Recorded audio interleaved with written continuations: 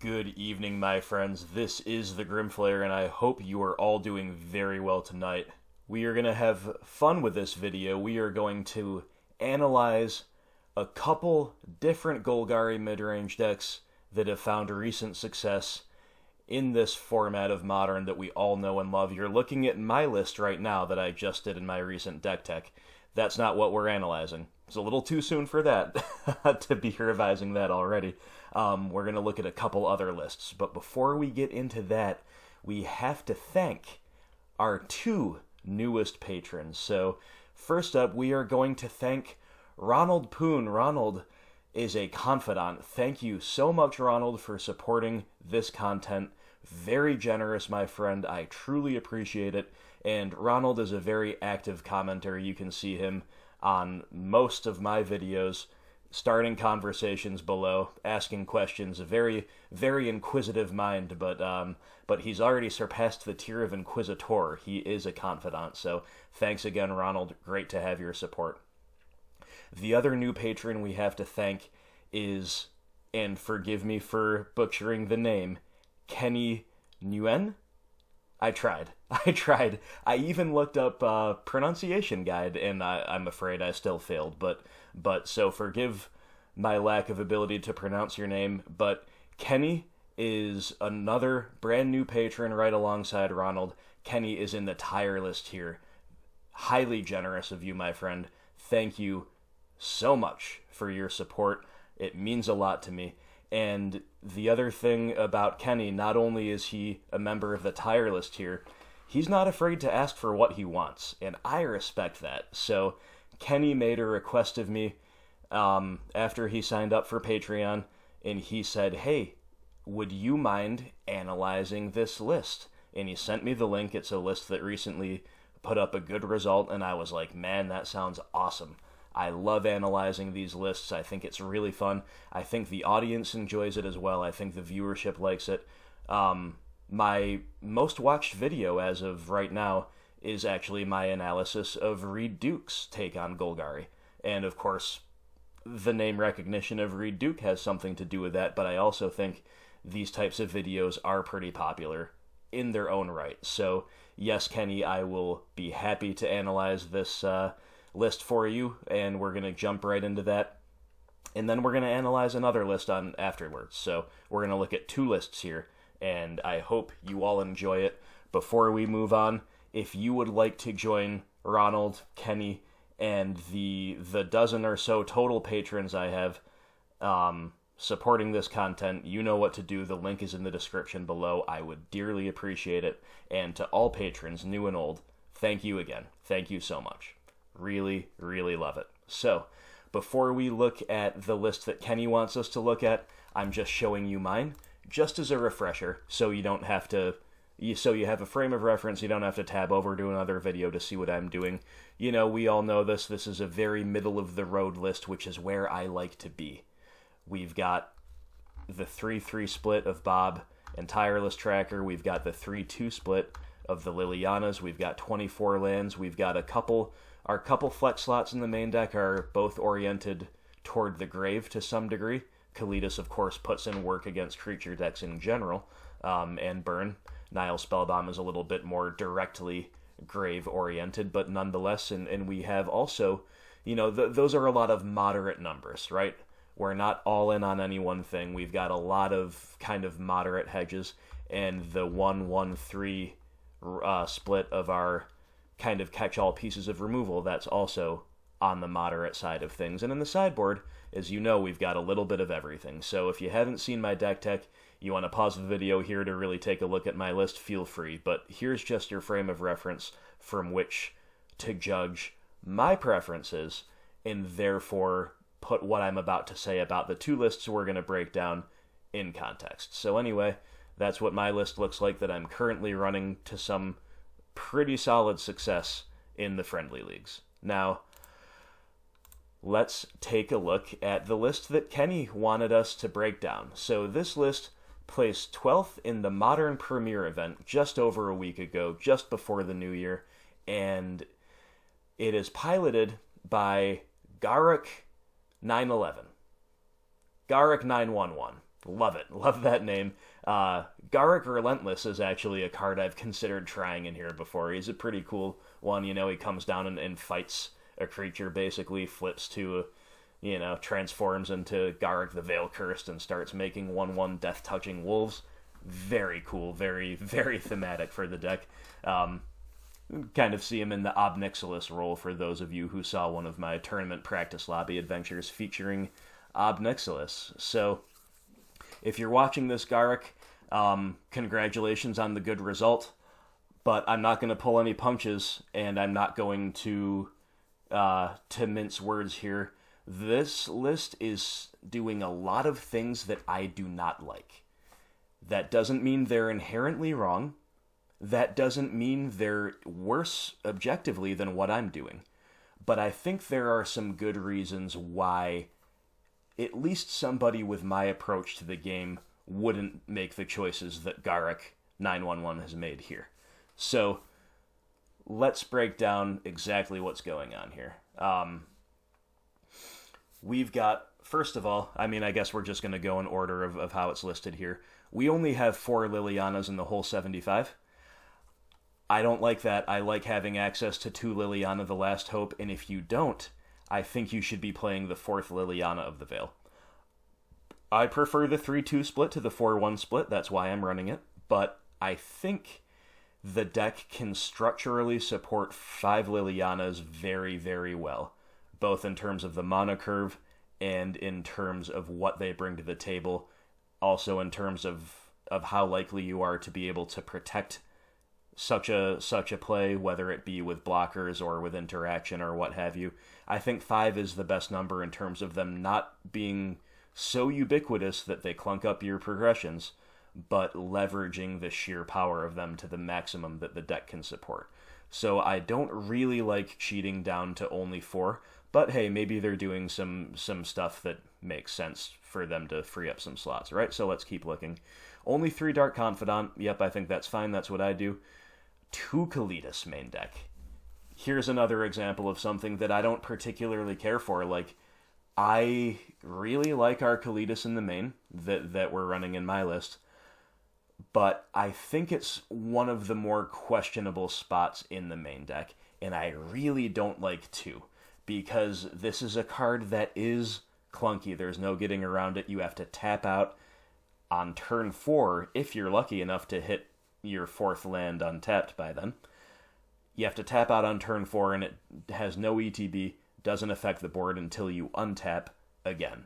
Unless you're like playing a Slaughter Pact or something, but this list is not. So, or unless you have a Liliana down, you understand there are exceptions, but generally, the Kalitas is a clunker. Now, I think he's worth playing in this deck. He's very, very powerful, but when you start including 2 of our clunkier cards in the main deck, going up above that 3-drop slot along the curve, and potentially running afoul of the legendary rule, all of these things together make me shy away from wanting to play 2 in the 75 at all, much less 2 in the main deck. I think if you really are high on the card, you really want to, I would rather see a 1-1 split between side and main. Now, you might say, well, what are the odds that you really draw both Kalitases in a game, and the legendary rule matters? Yeah, it's not that high, but my approach to the game is that we have a lot of tiny little percentage points that all factor in to our overall percentage to hit the right draw when we need to, or to win the match in general, anything in between. So, that's why we shouldn't discount something like, for example, deck thinning. Like, yes, it's statistically mostly insignificant, and you should not overblow it either, but like, if you're in a position where you say, okay, I need to draw my Maelstrom Pulse or I'm going to die, and you don't have a Tireless Tracker on the field where the fetches are going to matter, well, you crack your fetch on the end step before you take your next draw step, because it just gives you that tiny bit more chance toward top decking you're out. And I think the same type of logic applies to, doubling up on a legendary creature like Kalitas. And again, if that was the only argument against him, then who cares, right? But all the little things rolled together, not the biggest fan of that call. 3 Skoos is stock, 4 Goyf is stock, 3 Tireless Tracker is pretty stock at this point, so no other qualms with the creature suite. Moving on, 2 Collective Brutality in the main deck is quite stock, and I was doing that myself all the way up until my recent deck tech. No problems with that. But I don't really like 4 Inquisition, 2 Thoughtseize. Now, if this pilot was packing a full 4 Dark Confidant and maybe was a little bit lighter on life gain effects in the 75, then I could see it. But man, I don't think we have any need to just play a 4-2 split just simply because of the life loss. I do not think that is necessary. I think our deck can very, very comfortably support a 3-3 split, which of course is better to do if you can afford the life loss. And again, with only 3 Dark Confidant and with plenty of life gain in the 75, I just think that's a little bit of a hedge that's not necessary. Moving on here, we have 4 copies of Assassin's Trophy and 4 copies of Fatal Push. Now, 4 Fatal Push is something you'll almost never see pilots deviate from, but the 4 Assassin's Trophy is a little bit of a deviation from what I like to do. Now, I will say this, in fairness to the pilot here and the deck builder, I haven't run the numbers. This is just kind of a general observation without statistical backing, but I have been seeing more and more lists that are top 8ing, or top 12ing as the case may be, play the full 4 Assassin's Trophy, the full playset. And indeed, I used to play the full 4 myself. I've never been against that. I'm really liking my 3-1-1 split right now myself, between Trophy, Pulse, and Decay, but more and more lists do seem to be playing the full 4 Assassin's Trophy, so that's not something that I'm inherently against, but again, my preference is for 3-1-1, but perhaps more importantly for analyzing this list, Garrick 911 has no Abrupt Decay and no Maelstrom Pulse, and that's unusual. Usually you will see either a Pulse or a Decay main, whether or not there are 3 or 4 trophies, you know? Kind of choosing to leave out both is a little strange to me, and I don't quite see why you would do that, especially when we come to the final part of the 60, where we have chosen to run 25 lands. Now, this is a huge deal in my opinion, because we've left some power on the table. We left some power on the table in the spell slots, in the non-creature spell slots especially, because number 1, you could easily, like I just said, include a Pulse or a Decay for land number 25, or you could include a Liliana the Last Hope. You could include the second Lily. Both of those things I think would be better than the 25th land. So why does our pilot here play the 25 lands? Well, I think part of it might have to do something with this double Kalitas main deck, which is, I guess, yet another reason I'm not a huge fan of that, because it is raising the curve to some degree, and I just don't know that we're getting enough out of it to justify all these little downsides.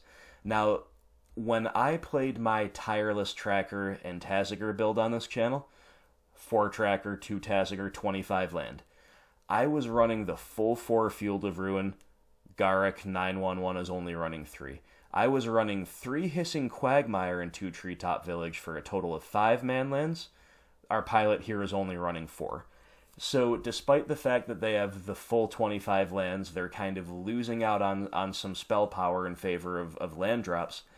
They're not leveraging the utility of the land base, in my opinion, to its maximum degree. I think if you are on a Dark Confidant build and you're choosing to play 25 lands, you should really try to maximize the raw power of those lands. So in the spots where I would have run a 4th field and or a 5th manland, our pilot here has chosen to run a 5th fetch land and a 5th swamp. So, you know, there's some synergy. Like if you choose the 5th fetch land, the 5th swamp becomes better. That's worth noting. That's definitely a real... Like, if you're getting down to the minutiae of a land base like this, that is a real point in favor of combining the two. But I've never been a huge fan of Swamp number 5 personally, even though one of the reasons I'm very high on Golgari is because you get to play all the basic lands. I think 6 is enough. I truly think 6 basics is enough. And the 5th fetch land is a fine utility land, kind of along the lines of where you'd play a 1 of Twilight Mire or Urborg Tomb of Yawgmoth. I can really see a Marsh Flats there. That's totally fine. You're getting, you're making your Tireless Trackers a little bit better. You're playing a little bit better around Blood Moon, etc. But to me, in this, like, if he was on 24 lands here, and he chose either the flats or the swamp for the utility slot, I would not really have anything to say about that.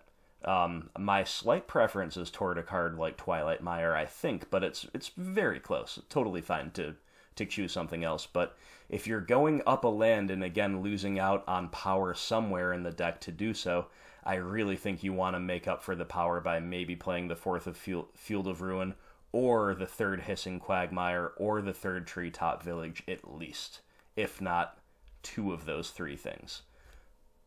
You know, maybe that's a little bit aggressive in terms of trying to squeeze blood out of a stone, trying to squeeze every little bit out of the land base, but, you know, I guess my question is, why play the 25th land in the first place? And again, maybe it comes back to Kalitas, but it seems like pretty much accepted wisdom that you only need to play 24 lands in a Dark Confidant build. So, who knows? But that's kind of my take on the land base.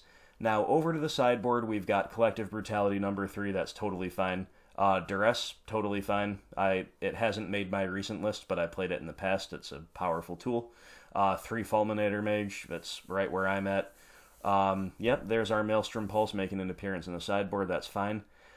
4 Surgical Extraction. Now here, I just don't know. I just don't know if I like this call. I understand that Modern is increasingly linear, increasingly rapid, and to some degree increasingly graveyard-based. Surgical Extraction is better positioned for us than it's been in a while. Not necessarily at this precise moment, but in the recent past. It's been better than it was in the more distant past. So, playing Surgical Extraction, I get it. I expect every list to play at least 1 these days. Sure, nothing wrong with that. But playing the full 4 strikes me as very, very, very aggressive when we have access to cards like Nile Spellbomb that do jive a little bit better with our value-oriented game plan, because make no mistake, we are still a value-oriented deck, even if we have to do some things that might represent card disadvantage sometimes, like playing a Surgical Extraction when we know they don't have an extraction, the same extraction target in their hand. We have to do what we have to do to survive the format. No arguments from me here, right? But the full 4 Surgical, especially because it doesn't necessarily combo that well with Kalitas. You know, maybe this doesn't come up all that much, but like, you kill an Arclight Phoenix with a Kalitas down and it gets exiled, and then you can't extract them because Kalitas' replacement effect.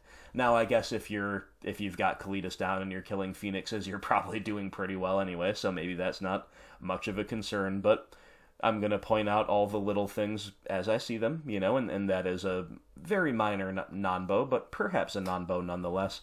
But my complaint about the 4 Extraction is more just, like, why? You know, like, I understand we don't have card selection in this deck, so you're a little bit dependent on just kind of drawing your cards. You have a higher density, a higher chance to draw them. I get all that. But why not, to me, here's the question, why not play a mix? Why not play a mix of Surgical Extraction and Nile Spellbomb and perhaps Grafdigger's Cage? Because that lets us, if it's an all-in graveyard deck like Dragjar Bridgevine, we just bring in the whole pile of cards. And they're all good. They're all good. Like, yes, there are some spots where a Surgical will be better than Nile Spellbomb, but honestly, there are spots where Nile Spellbomb's better than Surgical as well.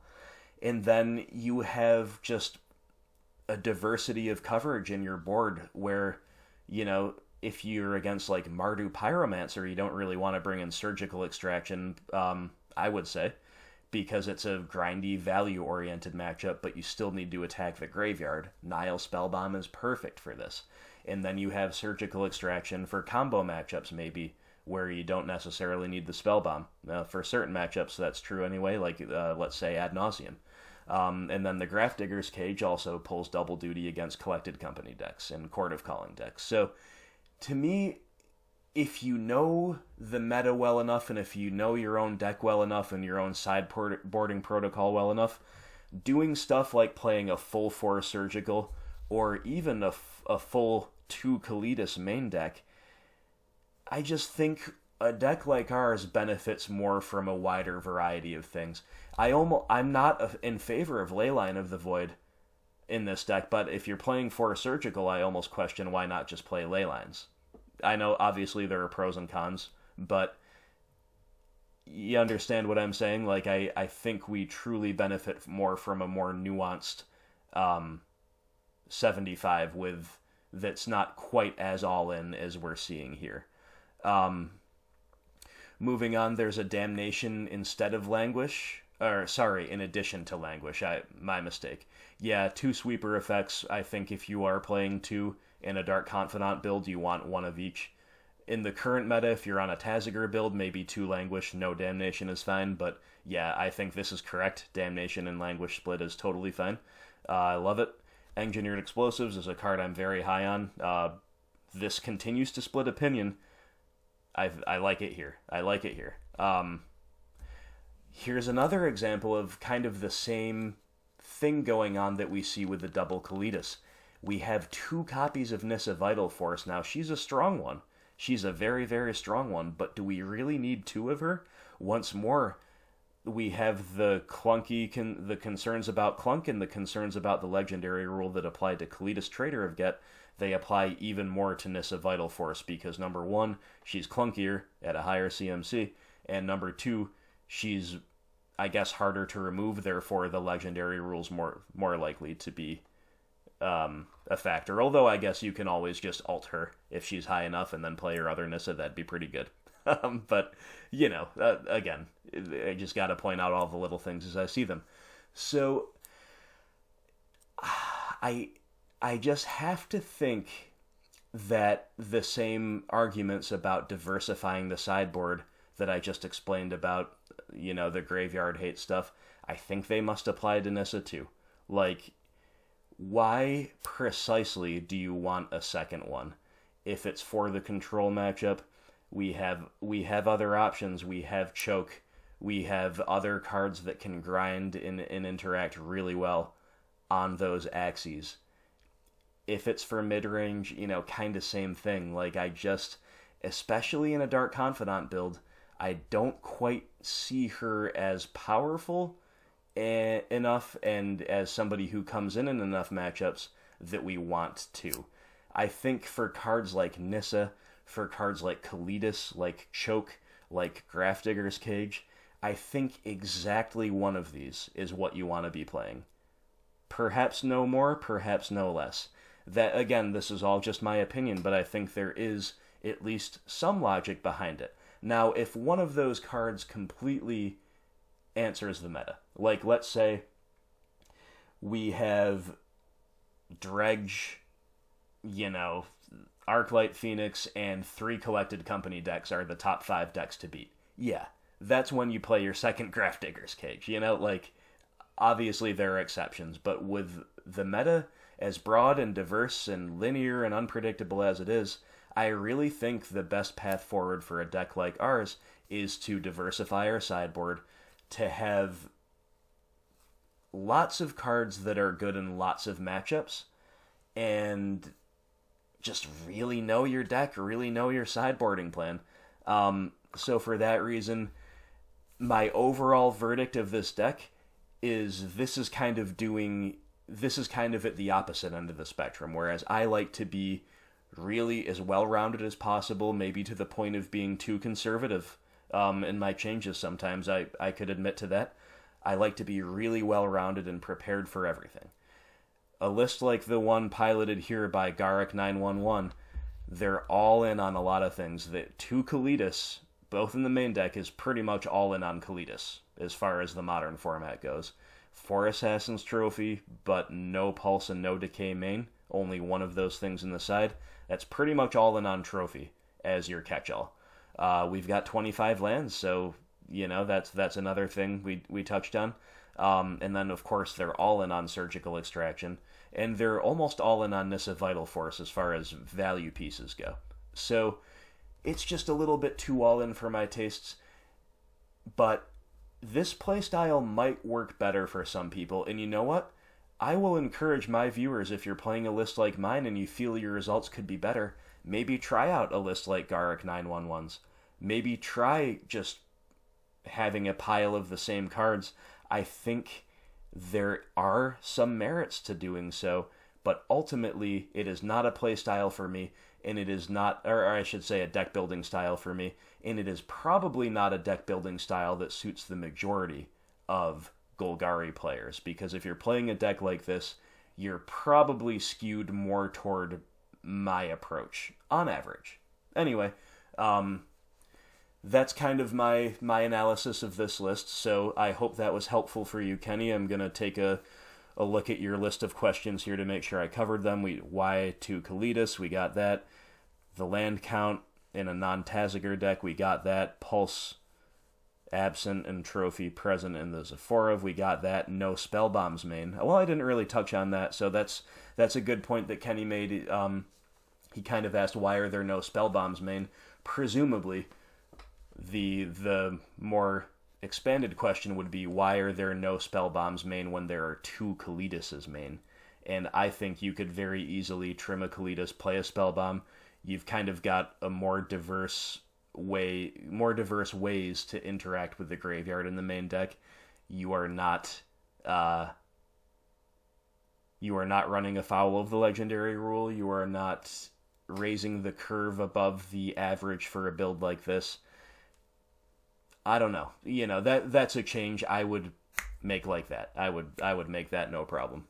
But, you know, different strokes. And again, hey, Garruk piloted this very well, obviously did very, very well, so congrats to you. And, you know, if you do happen to see this, I would love to hear more about your choices, and yeah, we can all learn. I certainly don't have the final answers to any of this, none of us do. So it's definitely well worth taking a look at a list like this that you might at first glance look like a pretty typical rock list, kind of like mine does, but if you parse out the little choices, you see just how different they can be. So there's my analysis of this list. Now, let's move on to a list of my own choosing. This is one that came into the rankings yesterday. We had a pretty grim-looking GP Oakland top 8 with 4 of 8 copies of Krark Clan Ironworks in the top 8. That's disgusting, guys. We've got to change that. We've got to start putting up big results with Golgari. We've got to put these linear combo decks back in their place, and we've got to force them to interact or die. 4 KCI decks, that was just pretty grotesque if you ask me. But, you know, so the GP results were pretty ugly to look at, right? And honestly, the Star City Games Classic was rather linear too, but we did see a Golgari deck sneaking into the top 16 here. This is piloted by Nicholas Sanchez, and I haven't seen anybody talking about this yet on any forums or groups, so I thought I would take the opportunity to give my thoughts here. So again, we're just going to go in order. We've got the full 4 Dark Confidant, sure. You know, I'm still on 3, but 4 is obviously fine. 3 Skoos is stock, 4 Goyf is stock, but the full 4 Tireless Tracker alongside the full 4 Dark Confidant, this is Grind City, and I'm not going to lie, I kind of love it. I've actually had 1 or 2 commentators on my YouTube videos over the months show me their lists, and I do remember a couple of them also playing the 4 Bob and the 4 Tracker, and I remember really liking that at the time too. I don't know why I've never tried a list like this. You know, I always just talk myself into a more well-rounded list, basically. But, you know, one of these days I'm going to find myself playing 4 Bob and 4 Tracker, and we're going to draw all the cards. It's going to be sweet. I love the 3-2 split, as you just heard me discuss. That's where I think it's at right now. 24 lands, which is more stock, and they're playing the full 4 Field of Ruin, and that, I think, is a little aggressive in context of our land count. I personally kind of have a soft cap of 3 Fields of Ruin for myself, unless the meta becomes like all big mana, then all bets are off, of course, but we might be just a little bit clunky with the land spread here thanks to that 4th field, but otherwise there's not much to complain about here. The 3rd Overgrown Tomb is not exactly stock, but sure, I can buy it. Now we are coming to the non-creature spells, and we have 1 Abrupt Decay, 3 Assassin's Trophy, so that's a little bit more of what I prefer compared to the previous list. We've got 4 Fatal Push, only 1 Collective Brutality, which is where I'm at myself right now, 4 Inquisition, 2 Thoughtseize. So once again, I'm not sure this is necessary. I would like the 3/3 split here myself, but with that 3rd Overgrown Tomb causing a little bit of trouble in terms of the life total, perhaps, and the full 4 Dark Confidant, I think this is a little bit more justifiable than it was in the previous list we looked at. That said, yeah, I'd still probably go for the 3 and 3, and I would also wonder, okay, why specifically the 3rd Tomb? But these are questions that, yeah, Nicholas, just like Garak911, if you are watching this, I would love to hear more from you. Feel free to comment or get at me elsewhere. Anyway, I skipped over a really spicy spell here because I wanted to spend more time on it. So we have a main deck Blackmail.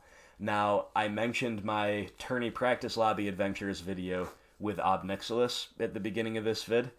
I also played a Blackmail in that same video, and this is like, maybe I'm just kind of overrating it because it's cool, but this card almost seems like a hidden gem to me.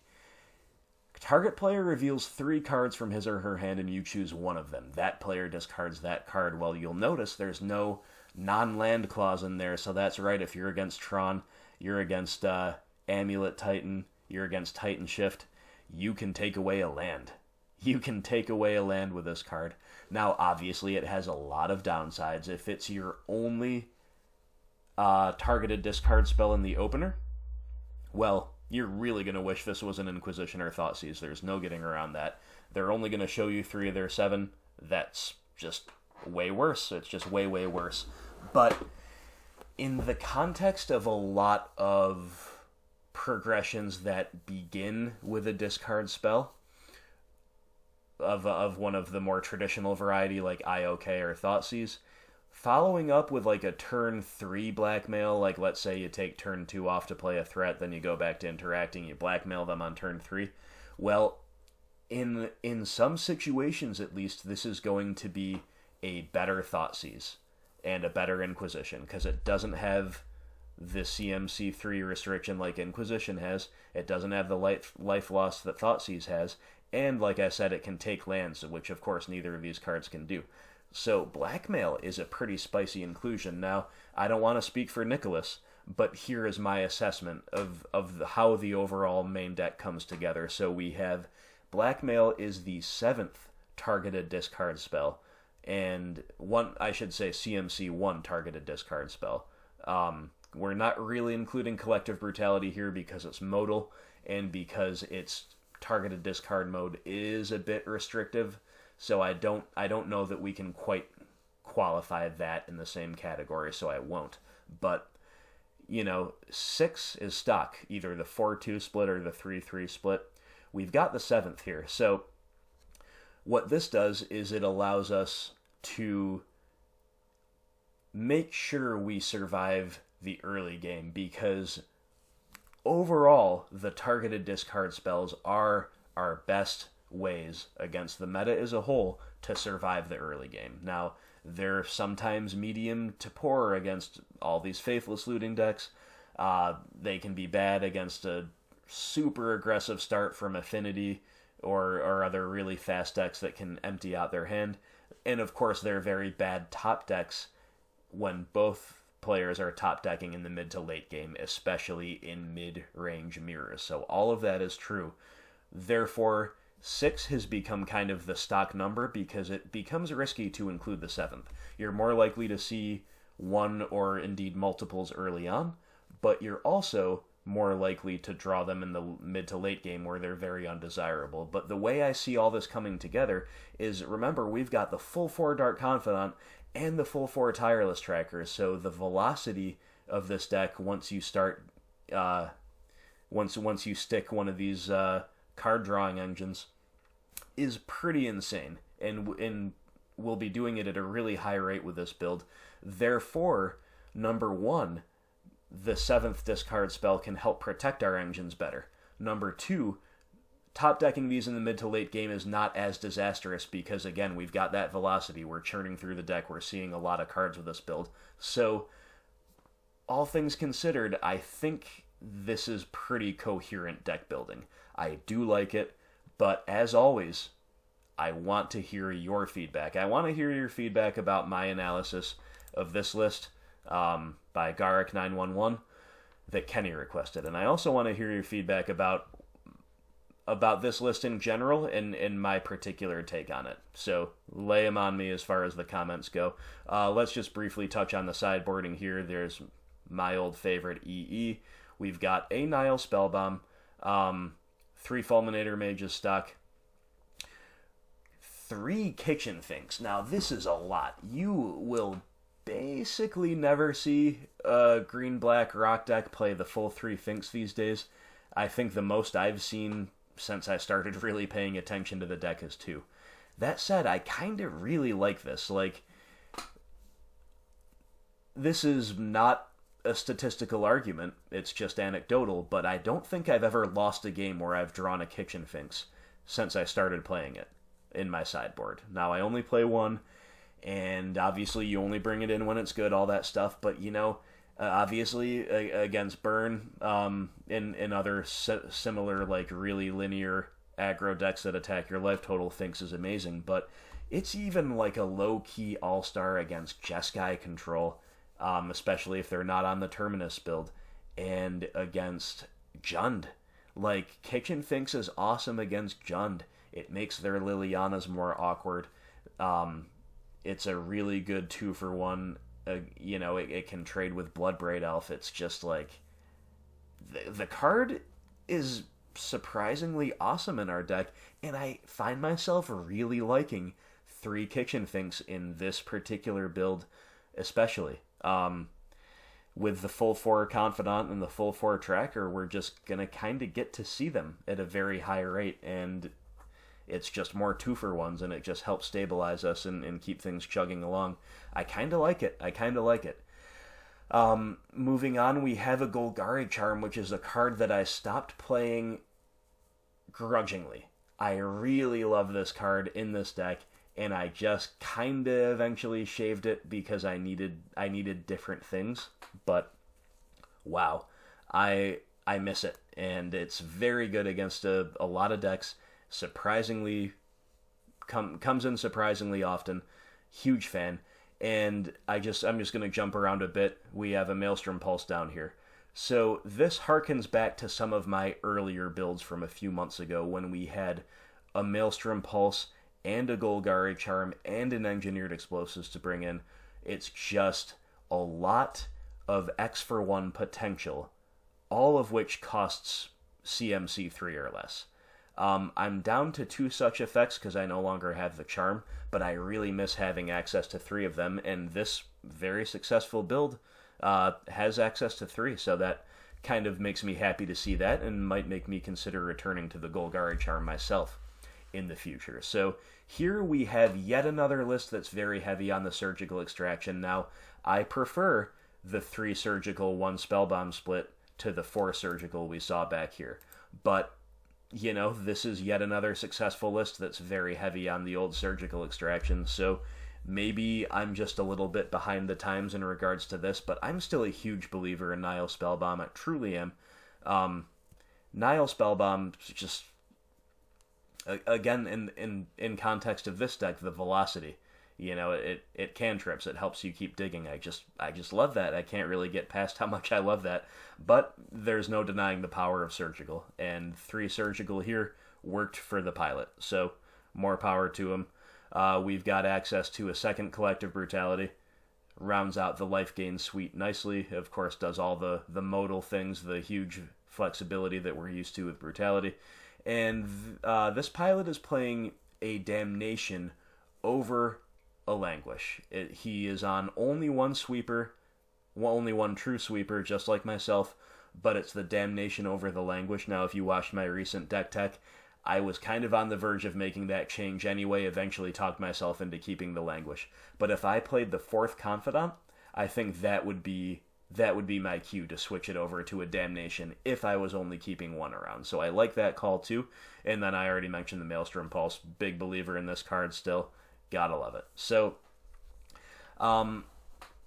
just to sum up, this is a really cool list, not taking any credit away from the pilot, but it's doing overall a lot of things that I don't personally condone, and I don't personally feel quite suit the deck to the maximum potential, and also don't suit my own personal preferences and playstyle. Here we have an example of a deck that's doing a lot of things differently from how I'm currently set up. Again, we've got the full 4 copies of both card advantage engines, whereas I'm on only 3. He's got a little bit of an unusual land base compared to the stock, and perhaps compared to mine as well. He's got the blackmail, which is, spice levels off the charts, and he's got some other things that you don't see that often, like 3 kitchen finks and a Golgari charm. So lots of differences, but here is an example of a deck structure that really speaks to me, and that really seems coherent to me, and that seems to have maximized a lot of little things that overall make a big difference when they all come together over the course of many MTGO leagues, or over the course of a long paper tournament. So I hope drawing that distinction makes sense, and again, I'm not saying one is better, one is worse, objectively or strictly or anything like that. I'm saying this is my logical reasoning why I prefer deck lists like this one and like my own to lists like this. But you have to account for your own preferences, and you have to account for your own playstyle. So maybe a list like this does work better for a player like Garrick, and maybe it works better for a player like you. For a player like me, this list by Nicolas Sanchez seems like it's right up my alley. So I just wanted to analyze both of those lists. The first one I wanted to analyze to fulfill a patron request, and the second one I wanted to analyze as a way to compare and contrast. So I'm going to go ahead and leave it there. Thanks for the question, Kenny. I hope it made for an interesting video for everybody.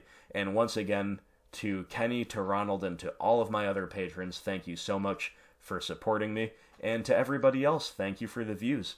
Thank you for the likes. If you have not subscribed yet, please do so. That really helps my channel grow, and I would dearly appreciate it. So let's go ahead and leave it there. Like I've said, any feedback on any of that stuff, let me have it. I'd love to hear the community's thoughts. Probably gonna play some for fun tourney practice lobby adventures coming up with my new build. We'll start off with that sometime later this week, and then we'll take it from there. We might have to start playing some more leagues again too. So we're gonna keep hoping the replays come back. I did a little bit of reading about that, and some people seem to have access to them and others don't, and I guess the support staff for MTGO is aware of it, but they can't really fix it yet, which is quite annoying. But we're working around it, where I think we're doing well without it. So anyway, know that I am still monitoring that, and thank you for switching over to the live content with me. I hope you're enjoying it. I know a lot of you prefer it even to the replays, but once we get the replays back, we're going to do both. It's going to be great, and thanks again for all of your support. So let's call it there, and I will see you for the next video. Stay tuned to the channel, and have a great night.